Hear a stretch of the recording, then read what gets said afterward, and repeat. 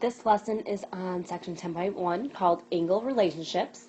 And an angle has two sides that share a common endpoint. And in this lesson, we're going to talk about 4 different types of angles. We're going to talk about right, acute, obtuse, and straight.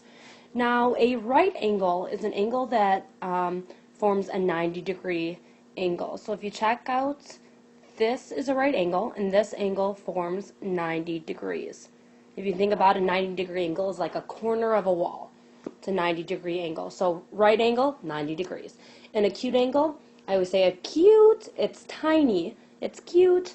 So acute angle is anything less than 90 degrees. So from 1 degrees to 89 degrees. So for example, maybe this is about a 60-degree angle. So an acute angle is any angle less than 90 but greater than 0. And our third angle is called an obtuse. I say obtuse is a big angle.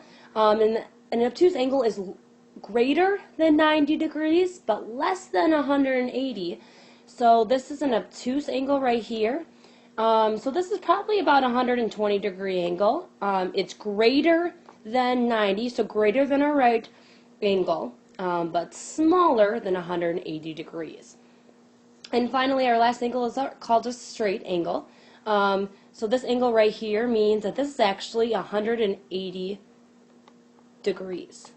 Okay, so our straight angle is equals 180 degrees. Pretty much a straight angle is a straight line that goes on forever.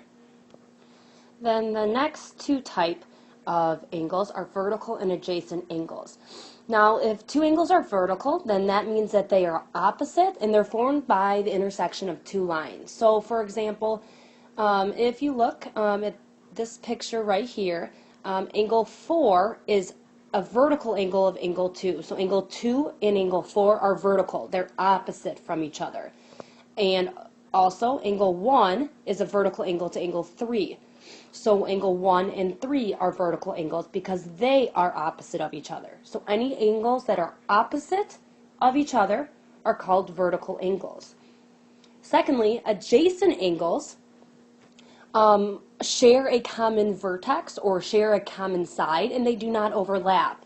So if you look here, angle 5 is adjacent to angle 6 because they both share this same side.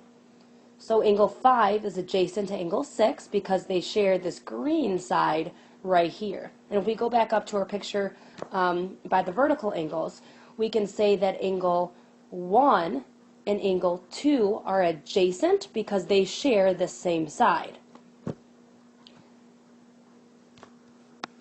So the first example says classify each angle as acute, right, obtuse, or straight.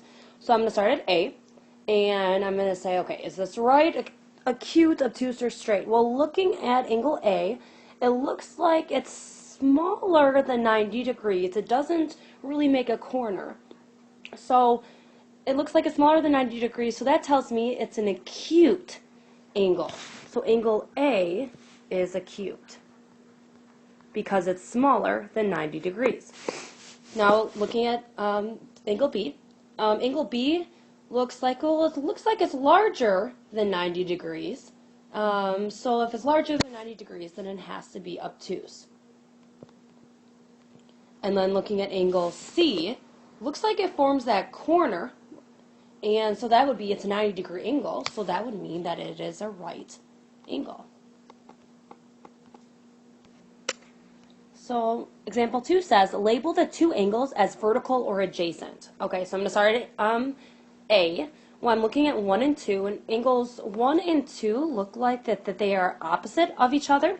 So angles that are opposite from each other, or they're formed by 2 intersecting lines, so we have this line that intersects and this line that intersects, that tells me that they are vertical angles. Now, for B, it looks like angle 3 and angle 4 both share this common side. So because I have 2 angles that share a common side, that tells me that the angle 3 and angle 4 are adjacent angles. My last example is example 3 says name the angle, and that sign is just an angle for short. So I look like I'm going to first identify the letters of the angle. I have letter A, C, and K. Now I'm going to identify my vertex. Well, my vertex is at the center of my angle. So I always have to remember that the vertex has to come in the middle of my name of my angle.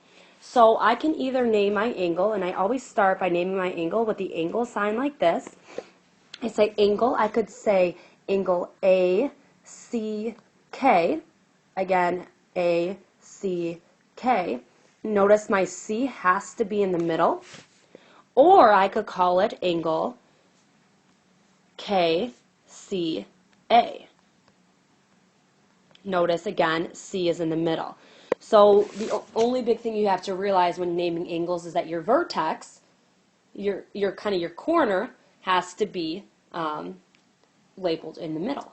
And that brings me to the end of the lesson on angle relationships.